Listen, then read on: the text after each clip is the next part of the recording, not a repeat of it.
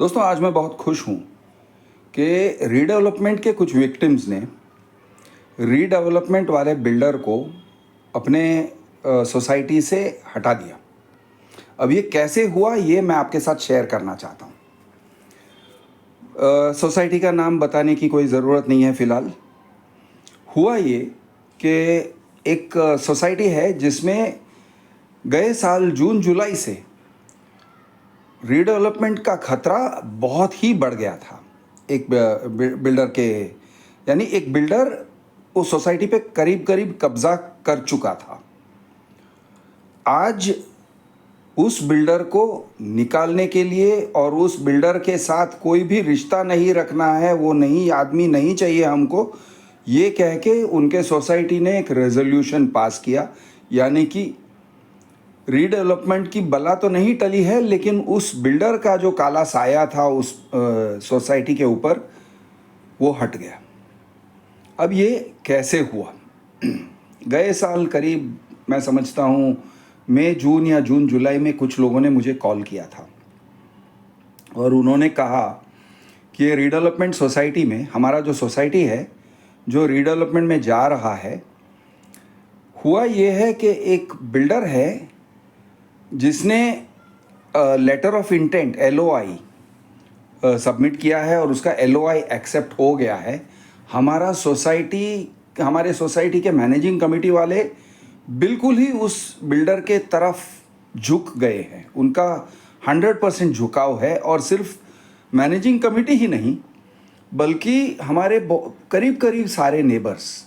अब छोटे सोसाइटीज़ में, वैसे हर एक सोसाइटी में ये होता है आजकल कि most of the owners are absentee owners. वो यहाँ रहते नहीं हैं, वो कहीं और रहते हैं, किसी और विदेश में रहते हैं या किसी और स्टेट में या किसी और शहर में रहते हैं और अपना घर किराए पे दे रखे हैं। उनके लिए रीडेवलपमेंट करना एक एकेडमिक बात हो जाती है और उनको ऐसे लगता है कि हाँ, कोई भी बिल्डर हो, क्या फ़र्क पड़ता है, होगा तो सबका जो होगा वो हमारा होगा। और एक अनड्यू ये रहता है, कॉन्फिडेंस रहता है जो नहीं होना चाहिए कि रीडेवलपमेंट का प्रोसेस इतना फुल प्रूफ है कि रीडेवलपमेंट होके हमको हमारा घर मिल जाएगा, 2-4 साल में नहीं तो 6-8 साल में, लेकिन हमें हमारा घर मिल जाएगा। ये एक ओवर कॉन्फिडेंस रहता है, लेकिन ऐसे नहीं है। मैं आपको याद दिलाना चाहता हूँ कि ये टाइप का ओवर कॉन्फिडेंस नहीं होना चाहिए, क्योंकि कई बार ऐसे होता है कि बिल्डर्स प्रोजेक्ट को कंप्लीट नहीं करते हैं और प्रोजेक्ट छोड़ के फिर किसी और बिल्डर को पावर ऑफ अटॉर्नी देके खुद निकल जाते हैं। It is illegal, it is unlawful, लेकिन ऐसे होता है। और कई बार ऐसे होता है कि बिल्डर पैसे लेके भाग जाता है, यानी उस सोसाइटी के नाम से वो पैसे कलेक्ट कर रहा है कि ये रीडेवलपमेंट है सो एंड सो सोसाइटी का। For example, I give it name, Shrinath cooperative society. तो श्रीनाथ कोऑपरेटिव सोसाइटी का जो रीडेवलपमेंट है, ये हमारा प्रोजेक्ट है। It is called Zumba Heights, और जुम्बा हाइट्स नाम का हमारा एक टावर आने वाला है। ये कह के वो एडवांस बुकिंग अमाउंट सब कलेक्ट कर लेता है, लाखों करोड़ों का बुकिंग अमाउंट कलेक्ट कर लेगा। और उसके बाद कई बार ऐसे होता है, या तो बिल्डर वहीं से फ़रार हो जाता है या फिर थोड़ा बहुत और कंस्ट्रक्ट करेगा, प्लिंथ लेवल बना देगा, तो बैंक लोन्स भी उसके नाम से डिसबर्स हो जाते हैं। सोसाइटी उसमें को प्रोमोटर रहता है, लेकिन पैसे जाते हैं बिल्डर के पास और फिर बिल्डर निकल जाता है। और ये जो सारे जो अलॉटीज़ हैं, जिन्होंने घर के लिए बुकिंग अमाउंट दे रखा है या अग्रीमेंट किया है, वो लोग सोसाइटी के पीछे आ जाते हैं, सोसाइटी को ज़िम्मेदार ठहराते हैं कि भाई अब तुम ही हो, बिल्डर तो भाग गया है और तुम हमें घर बना के दे दो। अब हम तो नहीं जानते बिल्डर को, तुम ही जानते थे। तो इस तरह से बिल्डर सोसाइटी को फंसा के चला जाता है। एनीवे, लॉन्ग स्टोरी शॉर्ट, इस केस में जो बिल्डर था उसने सोसाइटी वालों को कॉम्प्रोमाइज़ करके रखा था।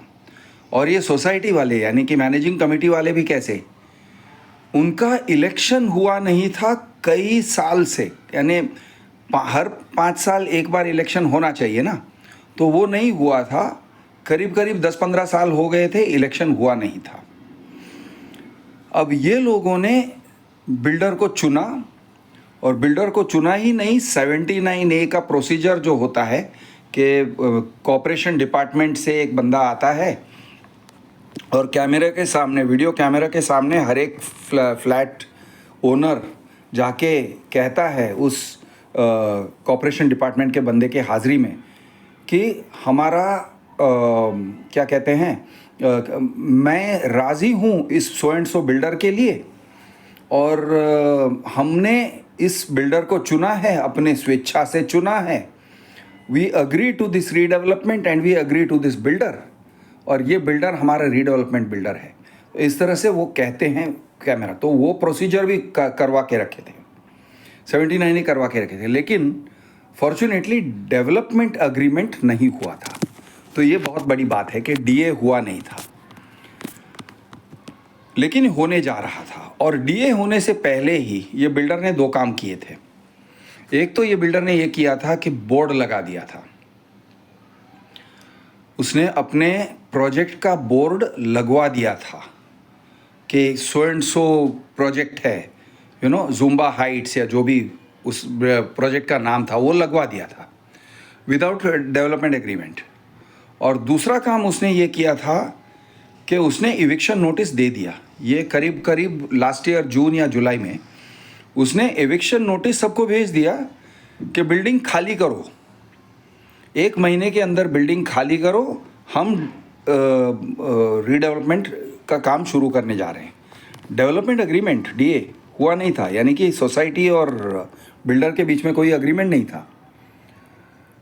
लेकिन अब ये लोग डरे हुए थे कि हमको तो इविक्शन नोटिस भी आ गया है, अब क्या करना है।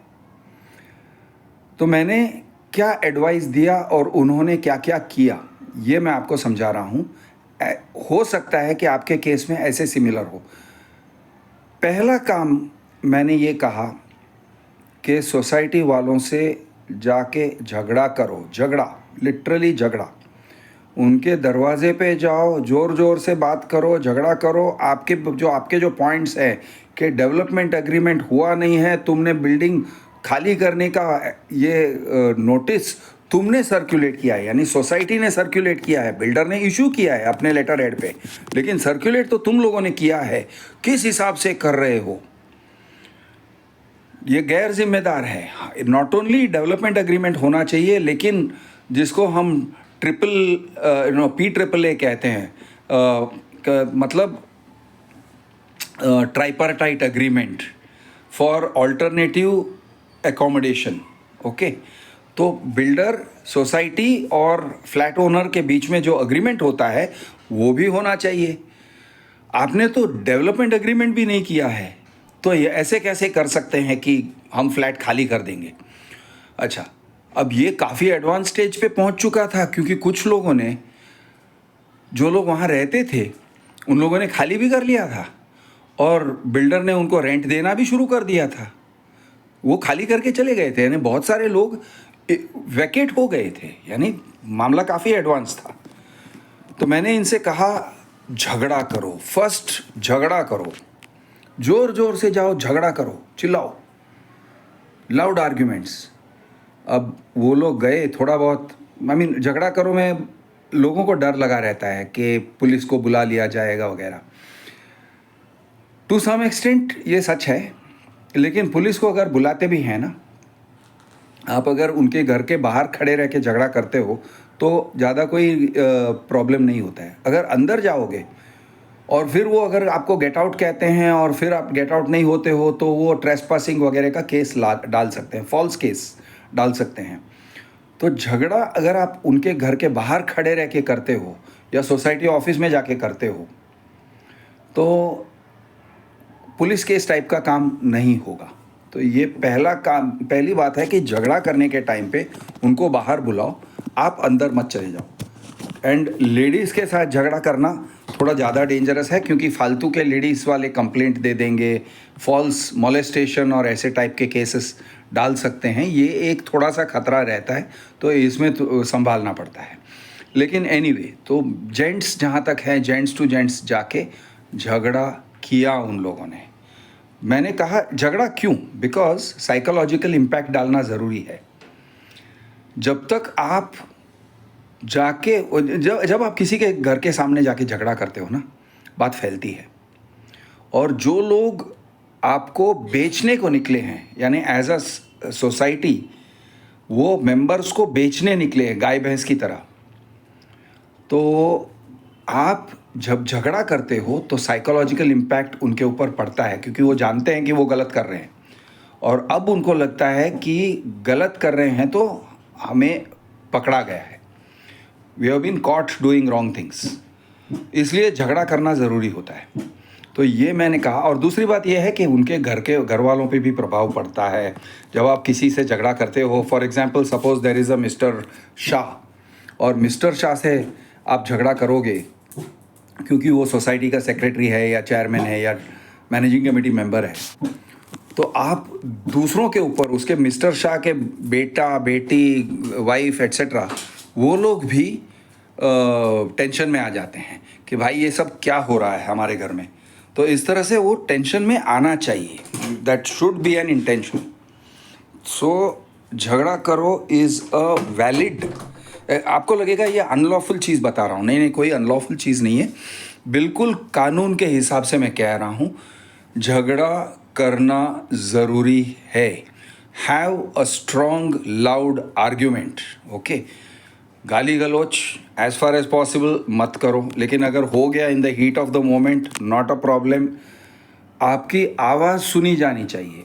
और अगर वो कहते हैं नहीं आप लोग जनरल बॉडी मीटिंग में क्यों नहीं आते और ये सब, भाई अगर मेरे घर पे कब्ज़ा होने जा रहा है तो किसी भी सिचुएशन में, ऐसे ज़रूरी नहीं है कि मैं तो सिर्फ तुम्हारे फेवरेबल पोजीशन में आके मैं झगड़ा करूँगा।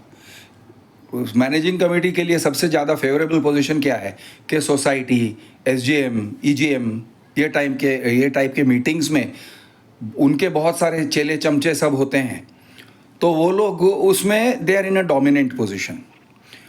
उनके डोमिनेंट पोजीशन में जाके क्यों झगड़ा करना है आपको?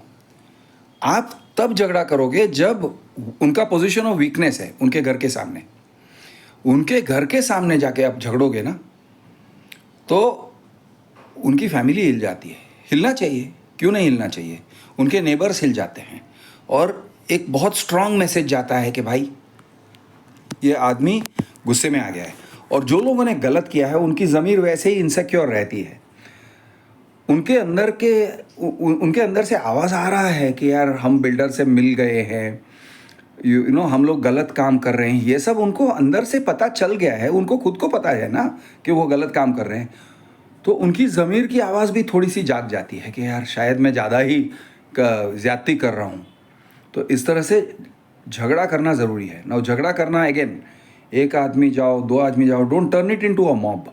ऐसे नहीं लगना चाहिए कि मेरे घर के बाहर 10 लोग थे, और अगर 10 लोग हो और 10 लोग गए हो, मेक श्योर कि किसी टाइप का वायलेंस ना हो, किसी तरह से आप हाथ ना लगाओ।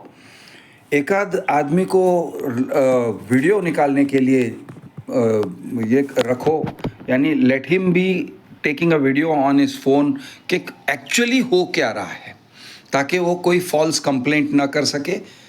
दो आदमी झगड़ा कर रहा है तो एक आदमी वीडियो ले रहा है, शायद दूर खड़े रह के ले रहा है या उसी ग्रुप में खड़े रह के ले रहा है।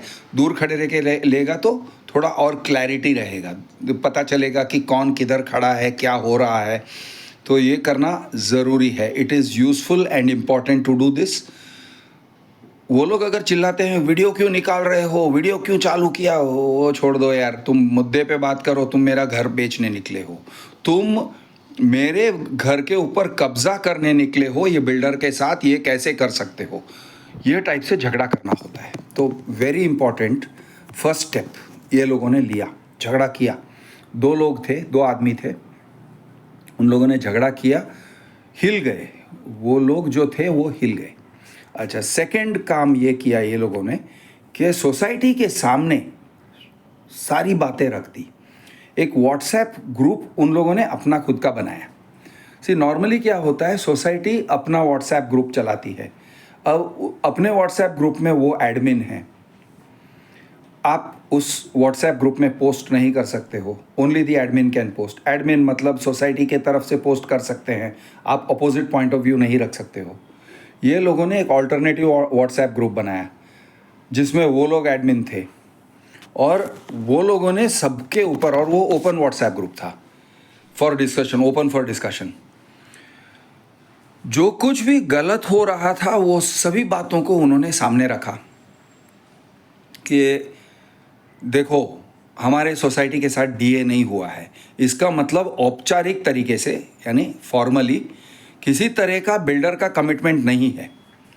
जब औपचारिक तरीके से कोई कॉन्ट्रैक्चुअल अग्रीमेंट नहीं हुआ है तो बिल्डर हमारे इसके बिल्डिंग के सामने बोर्ड कैसे लगा देता है और इविक्शन नोटिस कैसे दे देता है। बोर्ड जो लगा हुआ था उसके अगेंस्ट उन्होंने बीएमसी को कंप्लेंट दिया, बीएमसी ने आके बोर्ड हटवा दिया। तो ये हो गया उनका फर्स्ट स्टेप। बोर्ड के अगेंस्ट कंप्लेंट देने के टाइम पे उन्होंने लिखा there is no agreement with the builder. तो ये बिल्डर अनलॉफुल तरीके से बोर्ड लगा रहा है, तो बोर्ड हटवा दिया। ओके, बेइज्जती हुई, उसका बोर्ड टूटता है, लोगों ने देखा कि उसका बोर्ड तोड़ा गया है, टूटा है, तो ये बिल्डर की बेइज्जती हुई। अब ये ज़रूरी था, बेइज्जती करना ज़रूरी था, उसका जो प्रभाव है सभी के मन के ऊपर वो टूटता है, उसका साइकोलॉजिकल इम्पैक्ट ज़रूरी होता है। तो उन्होंने तुड़वाया, दैट वाज वन थिंग। उसके बाद उन्होंने सोसाइटी में सर्कुलेट किया कि इसने एविक्शन नोटिस दिया, किस हिसाब से दिया है, how he can give an eviction notice.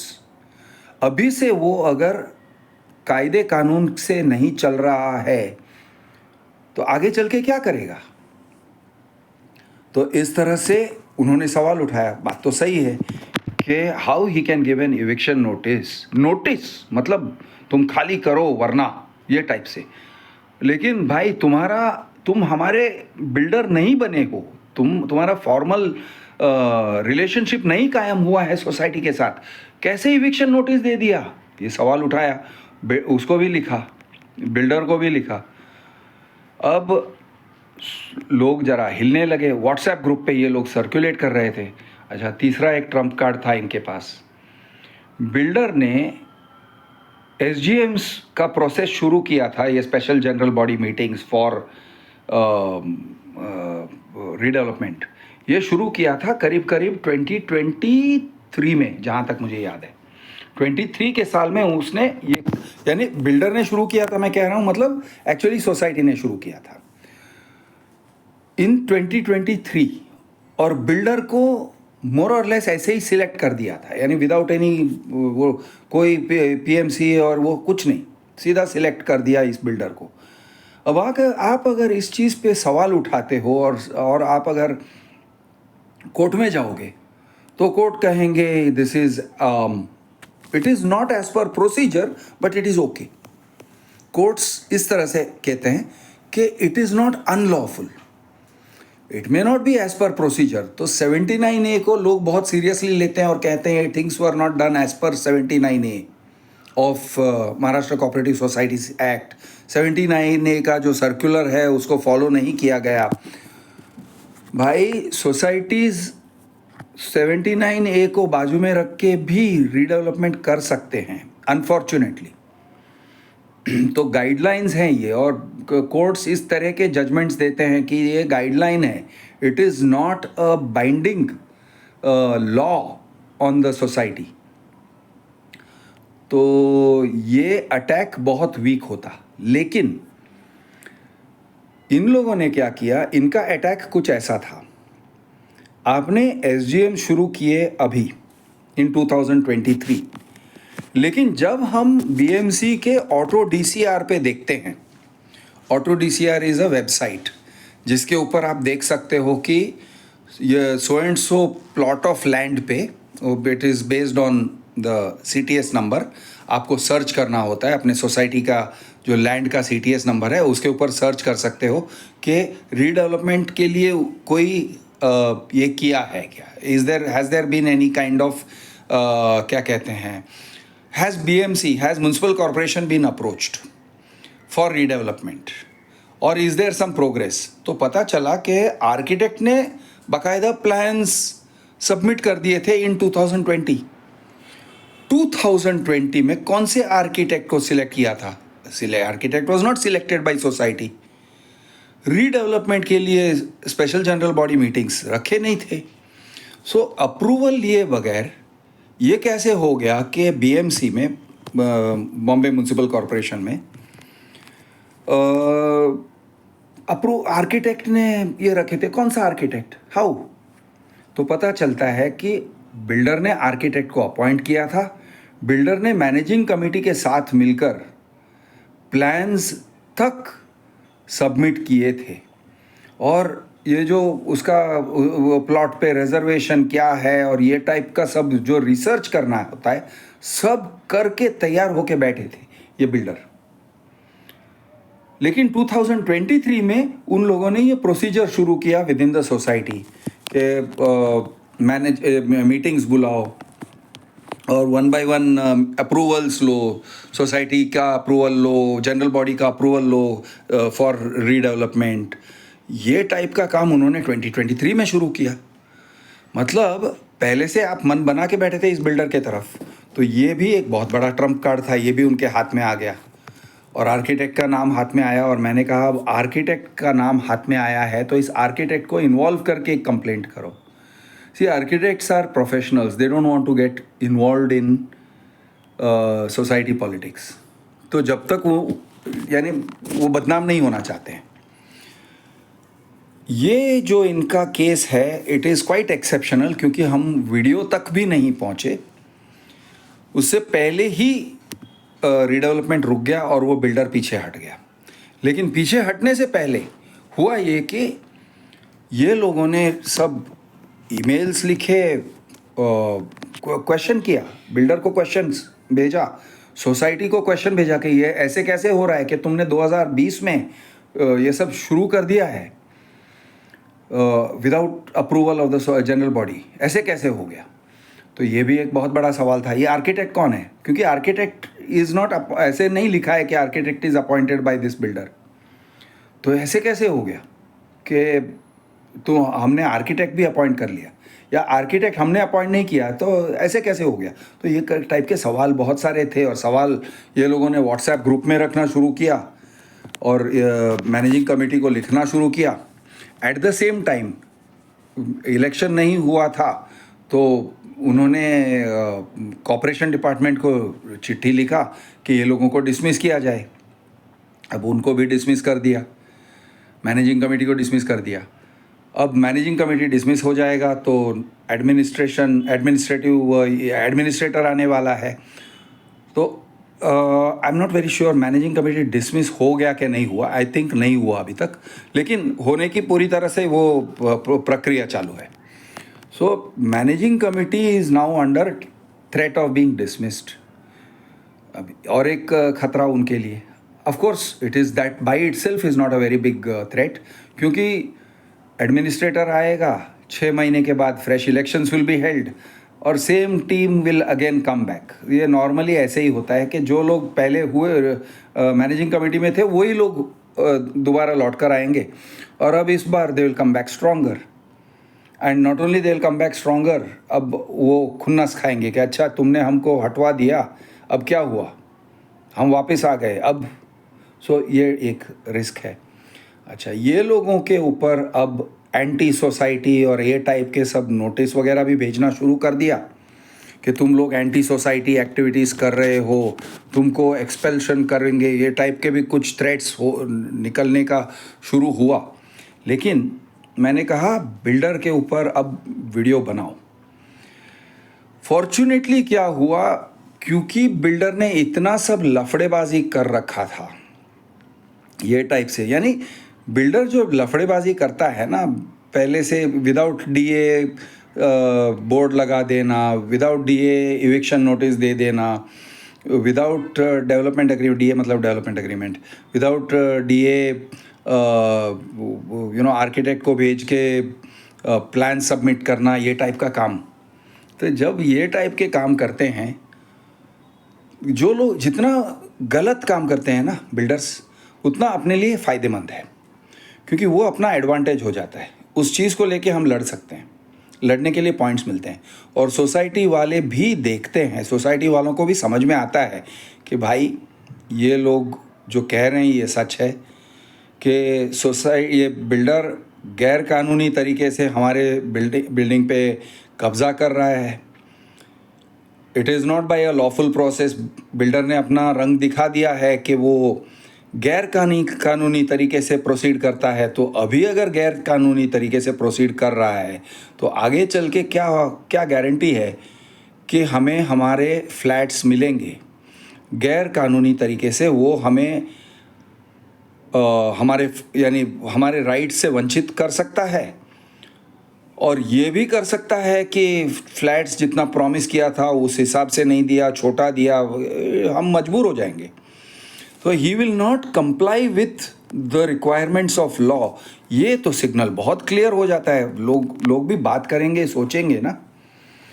तो अल्टीमेटली इन लोगों के रेजिस्टेंस की वजह से जो बिल्डिंग शायद एक आध महीने में इविक्ट होने वाला था, खाली होने वाला था इन जून ऑफ 2024, जून जुलाई 2024, और उसके बाद वो लोग डीए साइन करते शायद, I think they would have signed the DA development agreement at that time with the builder को खाली बिल्डिंग मिलता। बहुत ही एडवांस्ड स्टेज पे पहुंच गया था। उस चीज़ को पूरी तरह से रिवर्स कर दिया गया और सोसाइटी ने एक रेजोल्यूशन पास किया कि हम इस बिल्डर के साथ आगे नहीं बढ़ना चाहते हैं। तो उस बिल्डर का जो साया है वो हट गया, और ये लोग जिन्होंने अपोज किया था, हालांकि 2 ही लोग थे in a building of I think around 40 members, सिर्फ 2 लोग थे, वो लोग सही साबित हुए। They turned out to be correct. अब अगली बार ऑफ कोर्स रीडेवलपमेंट, ये लोग दोबारा मैनेजिंग कमेटी को जो रीडेवलपमेंट की खुजली लगी हुई है, तो in the long term they may want to select another builder and try again with some किसी ना किसी से हाथ मिला लेंगे और अंडर हैंड डीलिंग होगा, और ये सब पूरी संभावना है। तो अब मेरा सजेशन ये रहेगा कि भाई तुम लोग घर बेच के निकलो। That is my suggestion to them. Whether they accept the suggestion और not, that is left to them. लेकिन मेरा तो यही सजेशन रहता है, घर बेचो, किसी और को रिडेवलपमेंट का रिस्क लेने दो, आप रिस्क मत लो, आप बेच के निकल जाओ। तो this is the suggestion to them.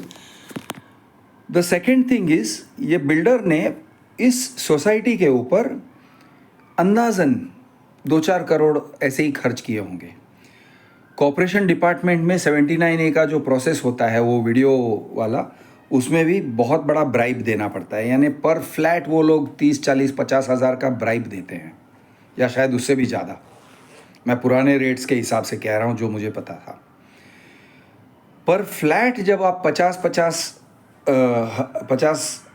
हज़ार का ये देते हो, यानी 10 फ्लैट्स के हो गए 5 लाख, 40 फ्लैट्स के हो गए 20 लाख। अब 20-25 लाख तो ऐसे ही कॉर्पोरेशन डिपार्टमेंट में दे रखे हैं, प्लस मैनेजिंग कमेटी वालों को भी कुछ ना कुछ दिया होगा, ये अंदाज़ा होता है। But sometimes they may not have given also.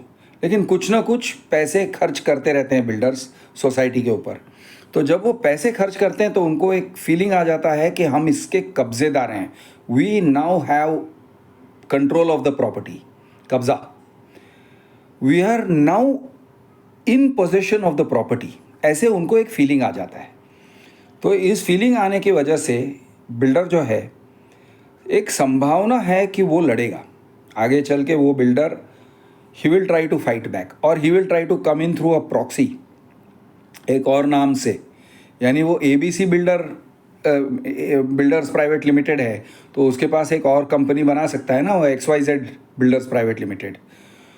तो ये एक संभावना है कि builder will try to get back the property. अच्छा, by the way, before this guy builder was dismissed, ये भी हुआ कि बिल्डर ने इन लोगों को सेटलमेंट के लिए बुलाया कि भाई आओ बैठो मिलो, और ये लोग नहीं गए, and that was advice given by me. वो इसलिए मैं इसलिए एडवाइस करता हूँ कि ये आओ बैठो मिलो वाला काम नहीं होना चाहिए, क्योंकि आप अगर चले गए तो वो लोग आपको रिकॉर्ड करेंगे। आप वो जो भी कहें, वो ऐसे कह सकते हैं कि डोंट वरी, तुम भी फ़ोन ऑफ रखो, मैं भी फ़ोन ऑफ रखता हूँ, तुम लोग बात करो एंड ऑल दैट। लेकिन कुछ ना कुछ वो लोग इस तरह से बात करना चाहेंगे कि तुम उनसे पैसे चाहते हो, तुम ये सब उनको ब्लैकमेल करने के लिए कर रहे हो। तो तुम्हें फ्रेम करने की संभावना है। They may try to frame you मतलब केस बने ना बने, अगर वो केस कर सकते हैं तो एक्सटॉर्शन का केस भी कर देंगे तुम्हारे ऊपर।